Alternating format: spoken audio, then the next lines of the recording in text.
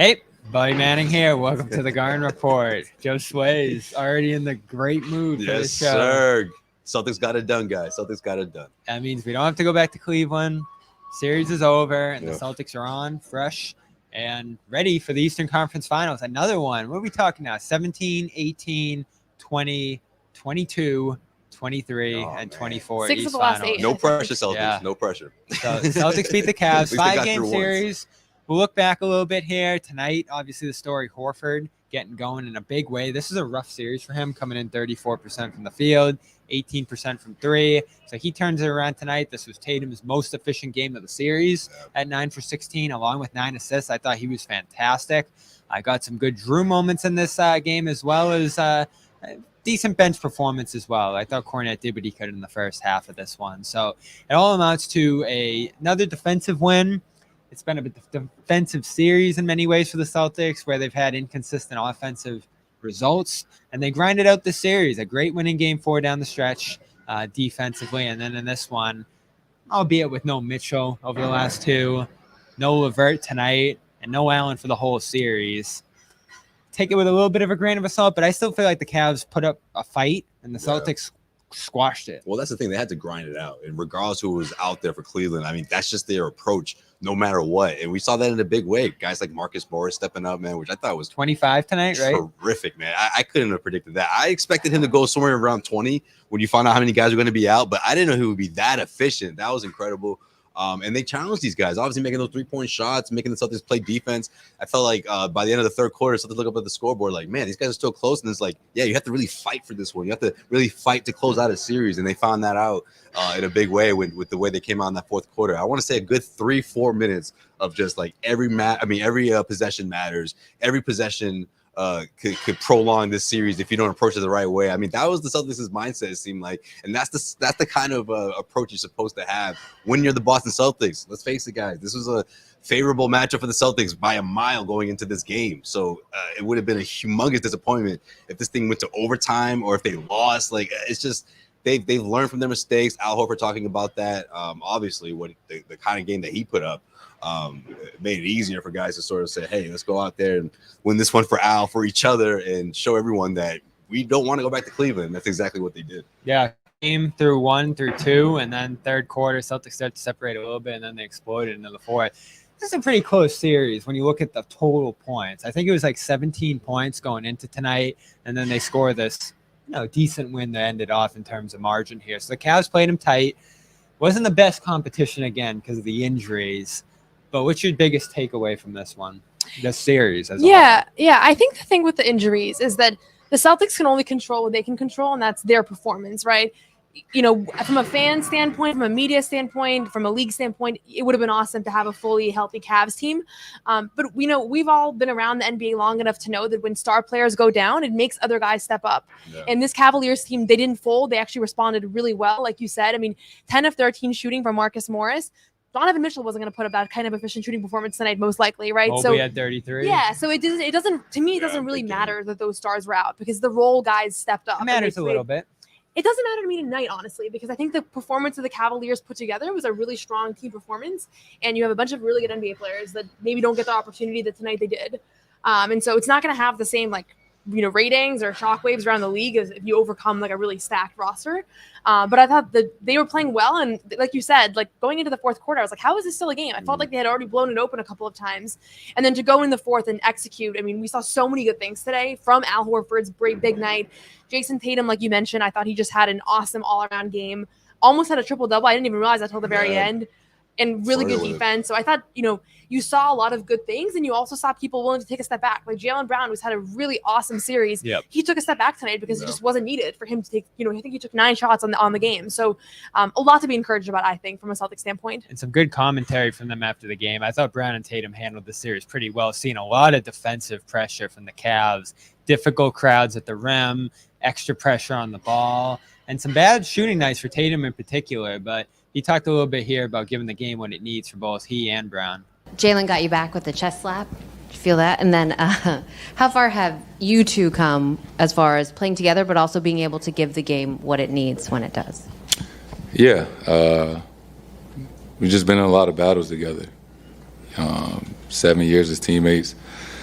He's been in the conference finals 6 times. This is my 5th time. We've been in a lot of crucial moments, regular season and playoff games, and just throughout the years, learning from our experiences, really getting to a stage where we understand what we can do individually. We know how gifted we are, offensively, but each night just kind of presents different challenges, and being ready and up for the task to do whatever is needed, because both of us are capable on the basketball court to do literally everything. And each night just may call for something different. So that's my biggest takeaway in this series, the way those two handled it. First 2 series as a whole, I think they both, despite some inconsistent results for them individually, more so Tatum, and we've done 100 videos on Tatum's performance. I think he comes out on top here and handled it well. And it's going to be a challenge next round too. You got the Pacers still potentially lining up here, down 2-3 though, going into tomorrow night's game. And then you have the Knicks, who are about as rugged, physical, and defensive of a team as you'll see after seeing that Miami team that plays that style and that Cavs team here that plays that style. Certainly injuries there too, which is going to, I think, diminish a little bit how big of a threat they are. That's a real series to me if they're fully healthy, and maybe they can still make it a real series because of how resilient they've been. They're obviously the favorite to advance given their spot in this series, but the Pacers do some tricky things too. The pace, Halliburton, some size inside with Turner. They've played the Celtics well throughout this year too. Who do you want to see for whatever reason? I would love to see the Knicks. I think just from an energy standpoint, Boston, New York conference finals, we've been needing it for a while now. I also think that the effort that the Knicks have put together in this postseason has been really inspiring and is probably the series that you want if you're going to the finals. Yeah. And I know this is kind of a weird way to look at it, and maybe it's a privileged way to look at it, because from the beginning, we've been talking about what's the best pathway for the Celtics to win the championship, not to win this round and get to the next round. To me, you play the Knicks, you play Josh Hart, Jalen Brunson, you're seeing the best competitors in the world right now. And that's going to prepare you to whoever comes out of the West, looking like maybe Denver, maybe the Wolves, probably Denver. But, I think that that's what you want as far as just raising that intensity, because we're just not seeing right now, between Miami being depleted and Cleveland being depleted, those aren't the series that are going to prepare you best for the West, whoever comes out of the West. So I like the Knicks just from that standpoint. I think Indiana just hasn't stepped up this postseason to take advantage of the opportunities presented. And I don't think they'd pose a real threat to Boston. Yeah, Do you think they need a test? I agree. I think they're the inferior opponent out of the two, to be honest, the Indiana Pacers. So I would love to see the Celtics, I guess for maybe selfish reasons, because the competition, the Celtics, Knicks in the playoffs, Madison Square Garden, humongous fan bases, great crowds. So yeah, I think that's a more entertaining and fun series if we get that one. But do you think they need a test? I think they do. Yeah, Bobby. I mean, you don't think so? I don't know if it's a test or if it's like you don't want to go from playing the Cavs with Marcus Morris, leading the way, to now you're playing Jokic. Like, Jalen Brunson is going to pose an enormous threat. Like the way that he is playing right now, he's playing like one of the best players in the world. So, game planning for someone like him, having to have the attention to detail, the focus to stopping him from having a 44-point night like he's had countless times, it feels like this postseason. And OG Anunoby if he comes back. Yeah, so I think it's kind of like this is where like ramping up towards winning a championship here, right? Yeah. And I think there needs to be an intermediary step between the Heat and the Cavs, and now the Pacers that have kind of, not played amazingly this postseason, to now you're playing the Nuggets that just came back from being down 0-2 versus the Timberwolves and have all the confidence in the world. Right. No question. Assuming that's what happens. No, I'm with you. No, again, like the atmosphere, the weapons that the problems that the Knicks pose. I mean, the only thing that they're missing in a big way, maybe it's a blessing, because if you go into the series, which I would most likely say without Kristaps Porzingis, maybe a game or two, I don't know.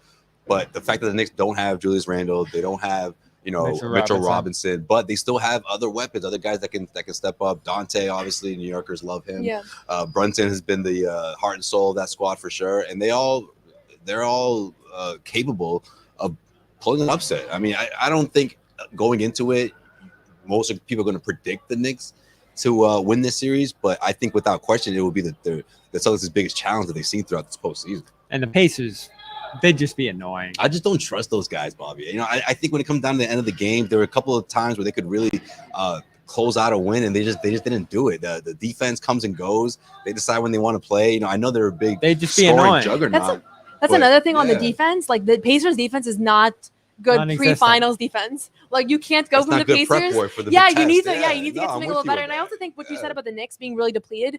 I almost think they're playing better in a way. What they put together this postseason run, inspiring. it's been a magical run for them. Right. And no Julius Randle, like he's a great player. I don't want to discredit that, but it's enabled other guys to step up. Yeah. And so Hartenstein. just back to what we were talking about earlier about the Cavs and about whether these wins are impressive or not. Like sometimes beating these shorthanded teams is almost more challenging in a way.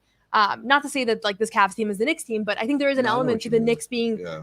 I get that. Knicks at full strength could actually beat the Celtics, though, I think. And they're not anywhere close. So you shouldn't lose that series. You're going to get resistance in a series like that. The Celtics fans expect to go to the finals. And those are the two most boisterous fan bases in the league. So this would be one of the most fun. We should do Miss New York. New York What is it? Knicks. We'll talk We'll about show it. you the video. We'll have plenty of time to preview whoever the opponent is. Knicks can win the series That was tomorrow the night. home opener, Bobby. That's crazy. This thing's coming full circle. And they've played some great games throughout this year. Knicks won the last one by like 30. So no one might be right. A shorthanded Knicks team might actually pose more of a threat because they built an identity without those guys. Plus, Bobby, you have to remember how things are looking on their side. They look at the Celtics being like, oh, they don't have Kristaps, huh? Oh, That's the true. guy That's a factor. who's been giving us all kinds of trouble and throughout those matchups in the regular season. So, yeah, you're going to get an inspired New York Knicks team that's already has the confidence, going through the roof with how this whole postseason has played out. Well, we got plenty of practices coming up, plenty of time off now. The Celtics get a great layoff again here, potentially Tuesday if that series goes 7. Could start on Sunday, though, if the Knicks take care of business. We are brought to you by our great sponsors, Prize Picks. I won again tonight. Today was the perfect night. Went to go more to on Prize Mobley, Picks. went more on Horford. I wasn't Was Morris feeling even great on the about screen it. today? I don't know. They should have put Morris on there. I would have said more. I was nervous about going Horford. They would have had on Prize Picks. Was Morris going to be on? No, I don't Are think you- so. I don't know. But But they were short. They were short-handed. Damn, no guys. You I guys are looked mean to through it. Marcus Morris. I didn't see him, but I did see Horford They 8.5. probably had him at like 8 or something. He shattered it. He goes more, and it's that simple. 2 players pick more or less on their stat projections, and you're off to the races with our official daily fantasy sports partner, Prize Picks. Go get a 100% deposit match up to $100 over there when you use our code CLNS. That's prizepicks.com/CLNS. Great week to hit the court. It's feeling like It's feeling like summer out there.